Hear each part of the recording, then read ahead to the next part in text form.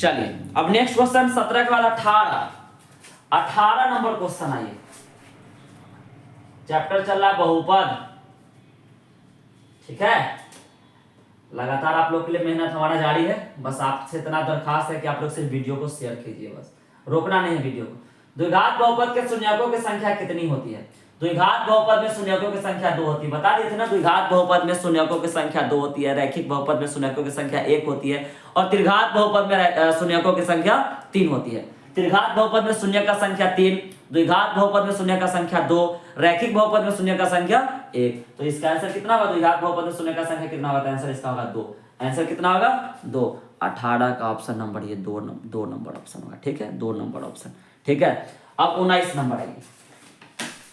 19 number में है, 19 number question है, यदि बहुपद px का एक शून्यक -1 है तो px का गुणनखंड निकालिए। अगर शून्यक आपका दिया रहेगा माइनस, शून्यक ये को मालूम चल जाए कि भाई ये है, कहेगा गुणनखंड निकालना है बहुपद का, तो शून्यक से गुणनखंड निकालना है, क्या कीजिएगा? सीधा शून्यक को x में से घटा देना है, x में से शून्यक को घटा देना है। तो -1 है शून्यक, -1 को x में से घटा देंगे, माइनस प्लस 1 होगा। यही आपका गुणनखंड है px का, यही बहुपद का गुणनखंड है। देखिए तो 19 का कौन सा ऑप्शन है? 19 का आपका है 3 नंबर ऑप्शन, ठीक है। तो शून्यक दिया रहेगा, पूछेगा गुणनखंड क्या होगा बहुपद का। किसी बहुपद का एक शून्यक दिया रहेगा, कहेगा उसका एक गुणनखंड पता कीजिए। कुछ नहीं करना है, x में से ये शून्यक को क्या करना है? घटा देना है। शून्यक को घटा देना है, किस में से? x में से। जैसे ही घटाएंगे तो जो वैल्यू आएगा ये गुणनखंड हो गया, किसका? उसी बहुपद का जिसका यह शून्यक था, ठीक है। अब 19 के बाद 20 नंबर बहुपद का 20 नंबर क्वेश्चन पे हम लोग आ चुके हैं, ठीक है। फटाफट वीडियो को शेयर कीजिएगा, बार बार आप लोग से रिक्वेस्ट है, ताकि हमको मेहनत करने में कोई दिक्कत ना हो और वीडियो पूरा एनर्जी के साथ हम बनाते रहें, क्योंकि वीडियो बिल्कुल फ्री है ये। हाँ, ax² plus bx plus c का शून्य का योग क्या होगा? शून्य का योग मतलब अल्फा प्लस बीटा। शून्य का योग मतलब अल्फा प्लस बीटा। गुणनफल का मतलब होता है अल्फा गुने बीटा। शून्य के गुणनफल का मतलब अल्फा गुने बीटा, और शून्य के योग का मतलब alpha plus beta. Alpha plus beta का सूत्र होता है -b/a। बताएं यहाँ पे b का वैल्यू क्या है? b ही है, तो -b। a का वैल्यू a ही है, तो माइनस, यहाँ पे -b/a आंसर सही होगा। 20 का -b/a, ठीक है। उस ऑप्शन नंबर 3 -b/a, ठीक है। 20 हो गया। 20 के बाद 21 नंबर क्वेश्चन, 21 नंबर क्वेश्चन बहुपद का। यदि बहुपद px का एक गुणनखंड x + 2 हो। अब क्या है? गुणनखंड दिया है, शून्यक निकालना है। इससे पहले क्या था? शून्यक दिया था, गुणनखंड निकाला था। अब क्या है? गुणनखंड दिया हुआ है बहुपद का, और उस बहुपद का एक शून्यक मालूम करना है। तो गुणनखंड से शून्यक मालूम करना है तो बहुत आसान है, इसको सीधा 0 के बराबर कर दीजिएगा। 0 के बराबर कीजिएगा। अब x का वैल्यू निकाल लीजिए, इधर +2 तो उधर क्या होगा? -2, यही शून्यक होगा, -2। 21 का होगा -2, ठीक है। बिल्कुल आसान भाषा में आपको समझाया जा रहा है, एकदम बिल्कुल आसान भाषा में, ताकि एग्जाम में आप फटाफट बना सके सवाल को, ठीक है ना। तो ये जिनके काम का वीडियो है उनके तक पहुंचाना, उन लोगों तक पहुंचाना आपका काम है, ठीक है। जिन बच्चों का काम का वीडियो है उन तक पहुंचाना आपका काम है, इसलिए वीडियो को उन बच्चों तक शेयर जरूर करें, ठीक है। 22 नंबर सवाल, फिर द्विघात बहुपद के शून्यक निकालना है। शून्यक निकालने हैं। शून्यक तो कितना क्वेश्चन हम लोग निकाल चुके हैं, चलिए एक बार और निकालते हैं, है ना। 2 नंबर में भी पूछ लेगा शून्यक निकालना, इसलिए हम ये बार बार बता रहे हैं, ठीक है ना। चलिए 2 को 1 से गुना करेंगे, लास्ट वाले को यहाँ से x² के जो गुना में अंक होता है ना उससे गुना करते हैं। तो 2 को 1 से गुना करेंगे, 2 एकम 2, 2 एकम 2, लाना 3 है तो 1 को 2 ले लीजिए, 1 को 1 ले लीजिए, ठीक है। तो 2 में 1 जोड़ेंगे, 2x में 1x जोड़ेंगे, 1 गुना में छुपा रहता है, 1x जोड़ेंगे तो 3x आ जाएगा। मतलब इसको जोड़ के 2 पार्ट में तोड़ दिए, जोड़कर 2 पार्ट में इसको तोड़ दिए। अब कॉमन निकालिए, दोनों में x कॉमन निकलेगा, दोनों में है ना x जी, तो इसमें बचेगा x, इसमें बचेगा 2, और ये दोनों में कुछ नहीं कॉमन है। जब कुछ भी कॉमन नहीं रहता तो 1 निकलता है कॉमन, ठीक है। अब x + 2 निकाल देना है कॉमन, इसमें बच जाएगा x, उसमें बच जाएगा +1। गुणनखंड हो चुका है। जब गुणनखंड हो चुका है तो शून्यक बहुत आसानी से निकल जाएगा। इधर +2 तो उधर -2, इधर +1 तो उधर -1, ठीक है। तो देखिए तो 22 नंबर में शून्य कौन होगा? तो 22 नंबर में शून्य है आपका -2 -1, -2 -2 -1 ऑप्शन नंबर 4 सही है। ठीक है, क्लियर। अब 22 के बाद 23 नंबर सवाल। 23 नंबर सवाल, आज बहुपद का जितना भी महत्वपूर्ण सवाल है कोशिश करेंगे कि आज के वीडियो में बहुपद समाप्त कर दे, है ना। इसके बाद दो चर वाले समीकरण का वीडियो बनाएंगे, है ना। इसके बाद हम लोग 2 चर वाले रैखिक समीकरण का वीडियो बनाएंगे। आज कोशिश करेंगे कि बहुपद समाप्त कर दें। 23 नंबर में क्या है आपका x² - 2x + 5। ठीक है, ये आपका द्विघात बहुपद है और अल्फा बीटा इसको शून्य है, तो अल्फा प्लस बीटा का मान क्या होगा जांच करिए। अल्फा प्लस बीटा का सूत्र क्या होता है जी? अल्फा प्लस बीटा का सूत्र होता है -b/a। माइनस b का वैल्यू बोलिए, b का वैल्यू -2 है, b का वैल्यू -2 है। ये माइनस फार्मूला का और ये माइनस b का जो वैल्यू है उसका, और a का वैल्यू कितना, यहाँ गुना में 1 छुपा हुआ है, यहाँ 1 होगा, -+2। अल्फा प्लस बीटा कितना आ गया? अल्फा प्लस बीटा 2 आ गया। देखिए तो 23 नंबर का ऑप्शन नंबर 2, मतलब ये ऑप्शन 3 जो है इसमें जो आंसर 2 है सो होगा। ठीक है, अब आइए 23 के बाद 24। 23 के बाद 24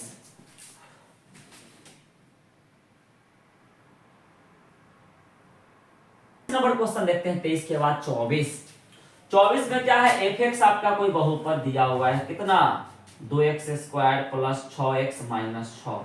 ठीक है, तो इसके शून्यक अल्फा बीटा कितने होंगे? इसमें शून्यक इसके अल्फा बीटा है, तो 4 ऑप्शन दिया है, कौन ऑप्शन सही है वो आपको चुनना है। एक अल्फा प्लस बीटा बराबर अल्फा गुने बीटा, और दूसरा ऑप्शन है आपका अल्फा प्लस बीटा जो है वो अल्फा गुने बीटा से ज्यादा होगा। तीसरा ऑप्शन है अल्फा प्लस बीटा जो है वो अल्फा गुने बीटा से कम होगा, और चौथा ऑप्शन है अल्फा प्लस बीटा और अल्फा बीटा ये दोनों का जोड़ 0 होगा। देखते हैं कौन सा ऑप्शन सही होता है। ठीक है, गेट बंद करो। तो अल्फा प्लस बीटा का वैल्यू पहले आप निकालो, -b/a होता है, -b/a।